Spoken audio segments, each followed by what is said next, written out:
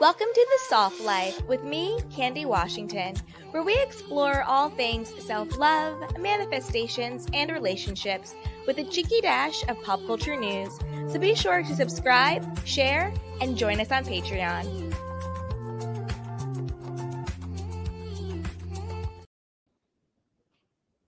Welcome back to another episode of the Soft Life podcast, where we dive deep into the realms of wellness, self-care, manifestation, spiritual growth, and healthy relationships. As always, I'm your host, Candy Washington, and today we are going to explore the topic of energy vampires. This is super important for anyone on their journey of self-love, self-confidence, and personal empowerment, and really focusing on the quality of your life. So I'm going to walk you through 5 ways to identify energy vampires, and then also how to detach from them as well. So definitely buckle up. This is going to be a good episode. Okay. So before we dive in, don't forget that you can get your free manifestation and self-love guide, which is linked down below in the show notes or the description box. You can shop our Soft Life collection. We have hoodies and sweatshirts and journals and mugs and everything. Just click the link down below. We also have the Miracle Manifestation Affirmations Journal available on Amazon.com, and check out all of our courses on manifestation and self-love. Head over to candywashington.com/courses to check everything out. Also, be sure to subscribe, rate, and review. It really helps to grow the podcast. And yeah, it's just a great way to support, and I would really, really appreciate it. And again, everything is linked down below in the show notes and the description box, or head over to candywashington.com for more. So with that, let's dive right on in. So first, let's talk about what is an energy vampire. Let's clarify what that is. So an energy vampire is someone who knowingly or unknowingly drains you of your emotional, mental, and sometimes even physical energy. You just feel drained being around this person and when you leave this person's presence. Usually these people have their own unresolved issues, insecurities, traumas, and they tend to feed off of the energy of other people in order to feel better about themselves. They're so disconnected from themselves that instead of filling up their own battery, they use other people to fill up themselves and to make themselves feel good about themselves. These people can be your friends, your family, colleagues, even casual acquaintances. Sometimes you just have interactions with people. I remember I was at a grocery store, and this woman who, she didn't even say anything to me, she just came near me in the produce section, and my energies just felt so drained by her. It was just like, ugh. And I just went to a different section, and I didn't even want to be around her. Like, that's how powerful these energy vampires are. So be in tune with yourself and your intuition and get away from them if you can. But the key to understanding how to recognize energy vampires, and you can also protect your own energy, is the topic of this episode. So we'll be diving into that as well. So the first sign that you have an energy vampire in your life is that you feel drained after interacting with them. This might sound, obvious, but just really think about it. Be in tune with yourself. Do you hang out with someone, and when you leave their presence, you feel tired, you feel mentally exhausted, you feel physically exhausted, maybe you feel depressed, maybe you even feel anxious, or you just have this sort of internal feeling of feeling off, just something isn't right, like they've sucked the life out of you, or they've got you off kilter, leaving you now in a negative or unhealthy or just off-putting headspace. So be mindful of, how do I feel when I'm around this person?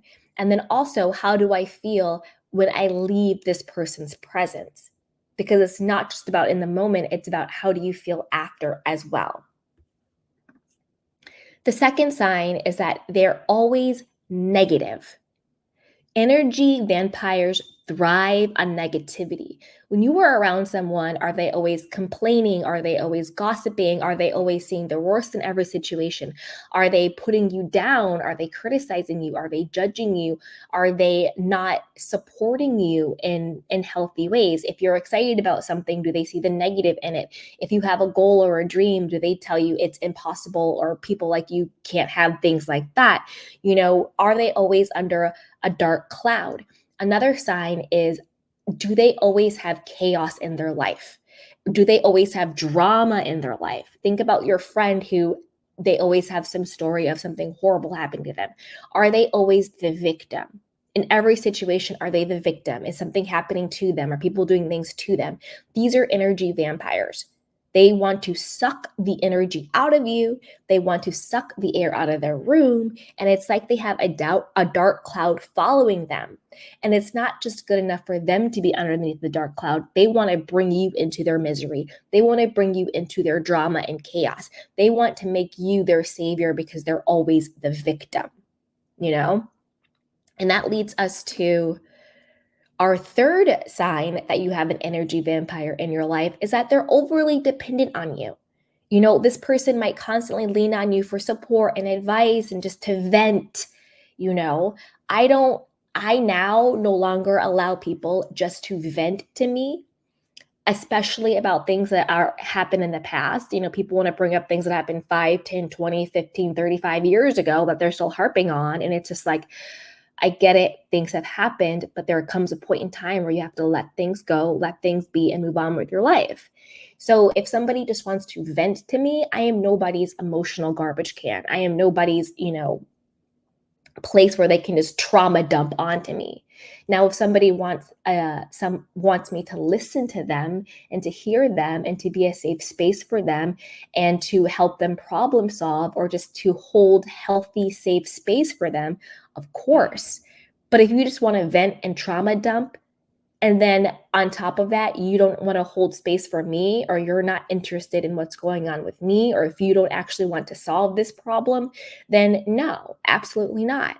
If you feel like they're more interested in you being their trauma dumpster versus being a supportive friend or a reciprocal relationship where you give and you take and they take, then that's an energy vampire. That's a person who's only using you. They're not actually giving back to you either. So that's not a real friendship dynamic, whether this is somebody at work, whether this is a family member or a friend, whoever it may be. That's a very toxic, vampiric person.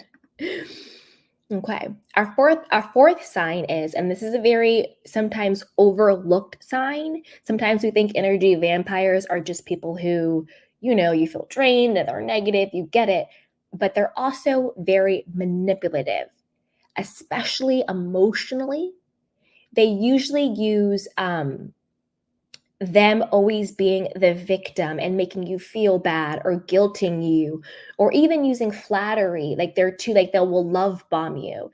They use emotional and mental manipulation to get you to do what they want you to do, to keep you giving them all of your energy and your time and your attention and never being able to hold them accountable because they're always the victim. They're going to cry. They're going to, be upset with you, whatever the case is. Think about somebody in your life where they are the perpetual victim. And then you feel like you are held hostage by them because, there's no way you can hold this person accountable for their own actions because they're always the victim and they're going to cry or they're going to yell or there's going to be a fight. It's just too much. And they guilt and shame you into you then feeling responsible to make them feel better, to make them be happy, to help them heal, to get them to be whatever. Now you feel like you're responsible for their happiness or well-being. You are now in this codependent relationship with them where it is up to you and you are responsible for how this adult feels, which is completely crazy. Okay. And then the fifth sign is that you feel like you're walking on eggshells around them. Again, this is a very overlooked sign. You might find yourself constantly trying to avoid conflict with this person, saying the wrong thing around them. They might have a volatile temper or be overly sensitive, making you feel like it's your responsibility to tiptoe around them in order to, keep the peace. This is an energy vampire because now you are being stunted and you are being muted and you are being anxious or depressed or stressed out and not able to be your authentic self, not able to feel safe and secure and at peace in your space and in your own energy, because now you have to micromanage not only how this other person feels, but how you show up authentically in a situation. So if someone makes you feel like you have to tiptoe around them, you have to be careful what you say or what you do, you don't know what's going to set them off, that's a toxic energy vampire person. Okay? So after this quick break, I will get to the second part of this episode, which is 5 ways to detach from an energy vampire. But before we do that, here is a quick bonus sign of an energy vampire in your life. This might be the biggest sign of all that, more of like an indicator. You feel obligated to spend time with this person. I don't mean that you have to, like it's your boss or a coworker and it's your job or something like that. I mean, you feel obligated to, as in you feel obligated to, okay, I have to go to happy hour with this person after work because I don't want to hurt their feelings. Or I have to go to brunch with this friend that I know is a toxic friend. I know they're unhealthy. I don't like hanging out with them, but I've been friends with them forever, or they're going through a really hard time. So I have to just get through it. Or, I feel like I have to go to my sister's house for Thanksgiving because that's what everybody's doing, even though I know it's going to be toxic and it's going to be unhealthy and it's going to be a lot of trauma, but I feel like I have to do it. If you feel obligated to get through it, that you have to do it rather than feeling excited about it or wanting to do it, that is a huge sign that the person you're spending time with is an energy vampire and that you are abandoning your own well-being, your own peace, your own sense of safety in order to make somebody else feel comfortable, in order to not hurt somebody else's feelings, in order to not to be selfish, all of which is a bunch of baloney. Because the truth is, your own well-being is your first and best priority. And so if you feel obligated that you have to get through something, think about it this way. Your time is precious, your time is finite, and your time on this earth is not guaranteed. So if you feel like you are making yourself do things where you intrinsically feel bad, walking on eggshells, not being respected, feeling drained, full of negativity, being guilted and shamed, not being safe, whether it's mentally, spiritually, financially, all of it, around emotionally around these people. This is your life. And the way you choose to spend it is up to you, and it's important. So if you feel that you have to hang out with people and abandon yourself and how you feel out of obligation, you got to X that out. And I'm going to show you some ways right after this.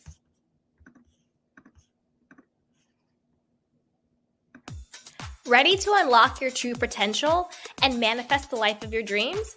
Then I've got something super special just for you. Our mind-blowing self-love and manifestation courses. Picture this.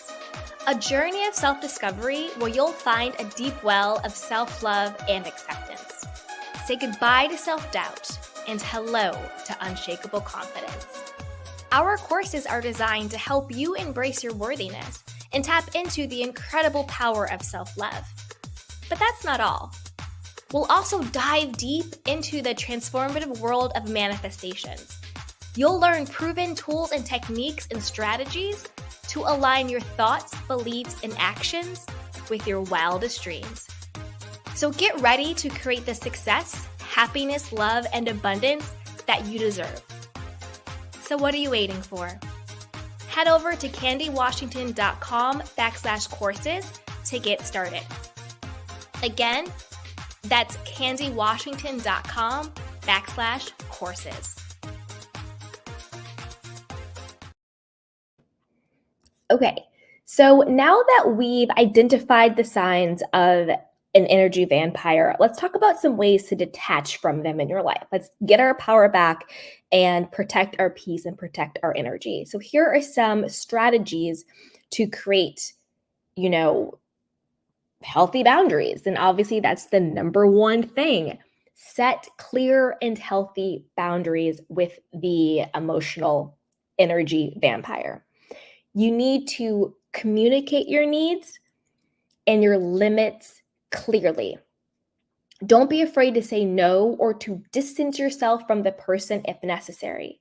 Boundaries are crucial for your emotional well-being. And I also want you to remember that it is your responsibility to enforce your boundary. So take your power back. It's not the other person's responsibility to respect or to enforce your boundary. It is your responsibility to respect and enforce your boundary. What I mean by that is, say, for example, you're in a situationship with a guy, or a girl, insert whatever you're into, woman or man, insert whatever you're into. And this person just, texts you, you up 1 o'clock in the morning, 2 o'clock in the morning, and you want a real relationship. You don't just want, someone to, text you 2 o'clock in the morning for some, loving, and that's it. And you communicate to this person, hey, I find it very disrespectful that you only text me at 2 o'clock in the morning. If you want to hang out, make plans before and earlier. Let's go on a date. Let's do something. But, I'm not really into just like a hookup in the middle of the night. Now, you've communicated your boundary and your limit and your needs with this person. This person now has the choice whether they respect that or not.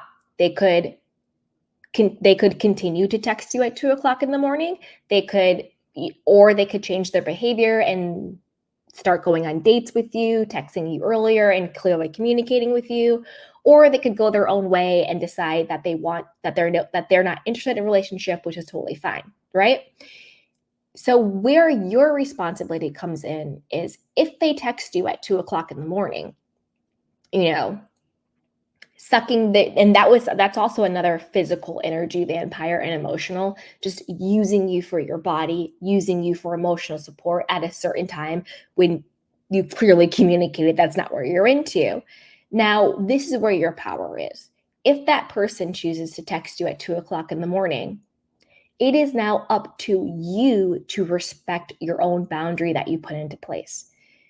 Getting mad at this person, being angry, or giving into them and allowing them to do whatever they want, all lies within your own power.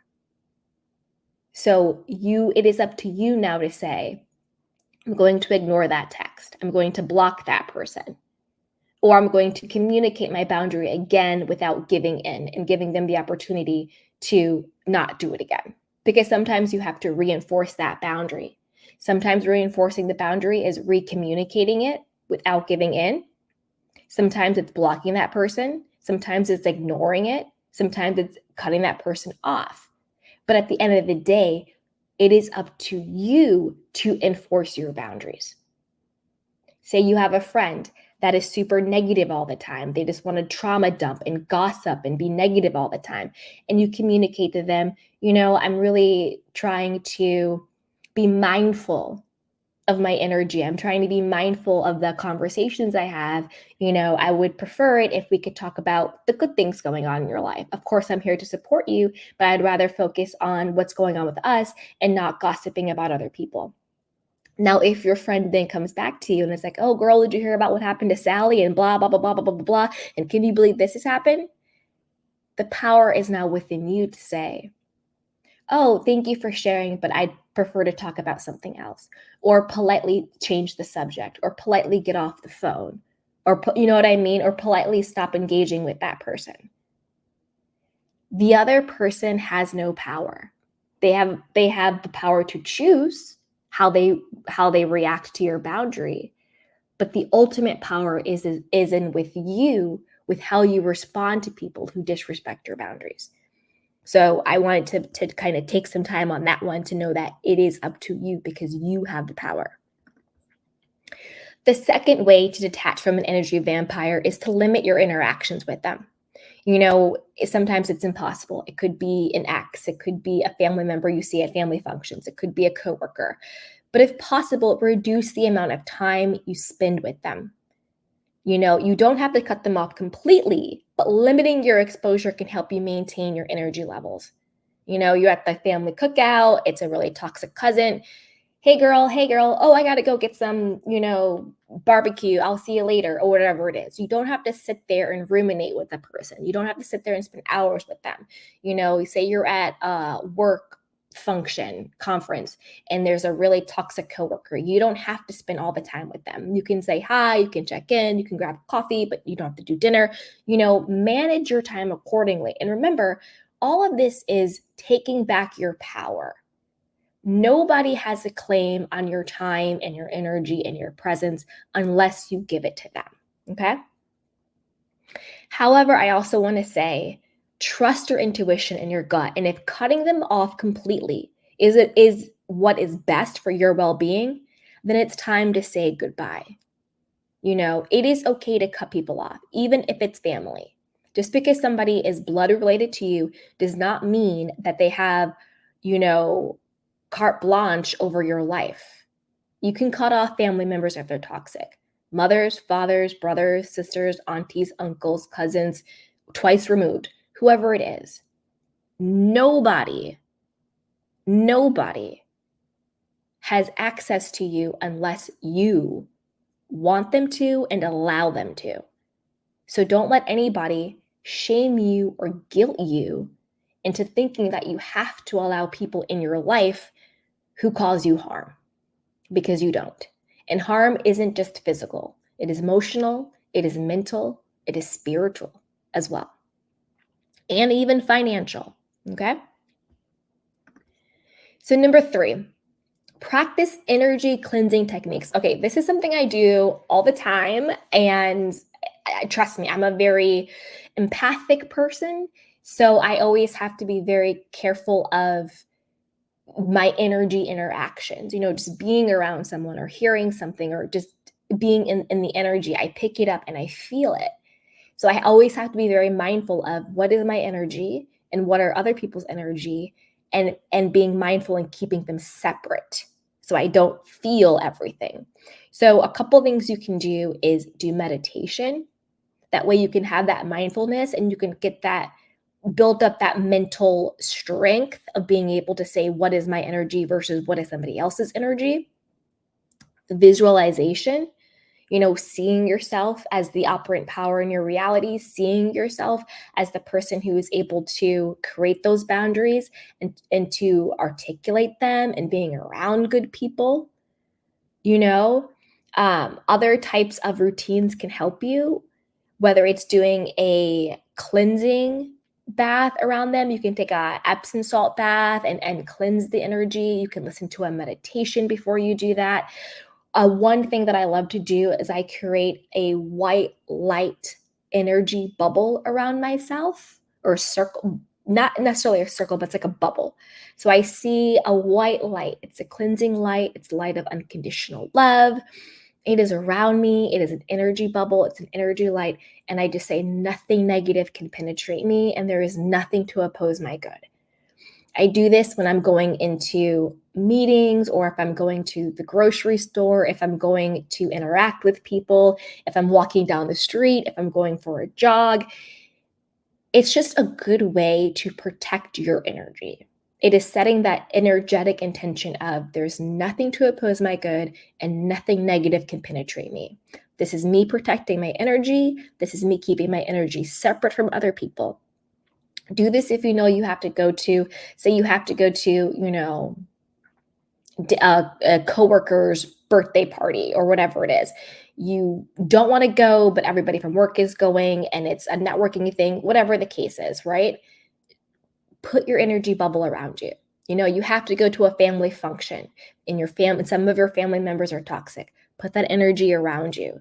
Whatever it is, set that intention that you are now energetically protected and separate. You're not allowing their negativity in, and you're protecting what is yours. You can also, when you get home, have some sort of routine that you do to let go of other people's energy. Maybe it's lighting scented candles. Maybe it's, writing down, I now let go of whatever, and I only invite good, positive love, my own energy into this space. Just do something that represents letting go of other people's energy. Again, maybe it's that meditation, maybe it's visualization, maybe it's going for a run, whatever it is, have something that represents letting go of other people's energy. And number 4, and this one is super important and sometimes overlooked, surround yourself with good people. Surround yourself with healthy, healed, positive, secure, good people. Seek out relationships that uplift and energize you. So that way you have something to compare the negative and toxic and energetic, vampiric relationships to. Sometimes when you are in these toxic, energy sucking relationships with people, and a relationship could be with a significant other, with a family, with coworker, whatever, you think that's normal. And that becomes normalized to you. And it's not. So when you surround yourself by good people who are healthy and secure and confident, and they uplift you and they pour into you, that's when you can realize, oh, this is what healthy friendship is. Oh, this is what healthy family is. Oh, this is what healthy coworker relationship is. Oh, this is what healthy interpersonal relationships feels like. I feel good after talking to this person. I feel supported. I feel uplifted. I feel energized. I feel happy. Whoa, this is what life and relationships are supposed to feel like. I look forward to spending time with this person. Whoa. This person isn't a victim all the time. I'm not responsible for this person's happiness and well-being. I can get support too. What? Seek out those healthy relationships with people. It's a good way to counterbalance the effects of the negative ones, and it reminds you of what healthy connections should feel like. And the more you hang out with healthy people, the healthier you get, the more healed you get, the more positive and uplifted you get, and the more your own energy will start to naturally repel energy vampires. They will no longer even be attracted to you because you have your boundaries up, because you have your bubble of white light that's repelling any negativity, because you're able to say no, because you are now surrounded by a support system of people who love you and uplift you. You then almost become untouchable. You no longer become attractive to negative, toxic energy people because you're no longer vibrating on a level that they can access. Okay. And number 5, focus on self-care. Focus on yourself. Prioritize activities that recharge and nourish your soul, whether it's spending time in nature, journaling, indulging in your favorite hobby. Self-care and self-love and working on your self-confidence and your self-esteem is essential to maintaining your own energy and emotional health. So put yourself first. Take care of you. Work on your self-esteem and your self-confidence, because energy vampires can sniff out low self-esteem, codependency, low self-worth, because those are the type of people that are going to stick around, that will sacrifice themselves for them, that will, abandon themselves for them, that won't say no to them, that will allow them to use them to dump their trauma and their drama and their chaos.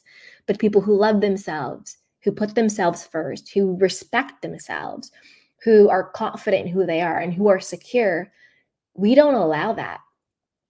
We don't allow people to use our energy, to manipulate us emotionally, to physically and financially and spiritually abuse us. We don't allow that.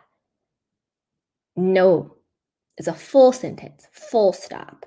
We protect our energy, we protect ourselves, we say no, we create boundaries, and we have a support system of positive people who love and uplift us who won't allow it either.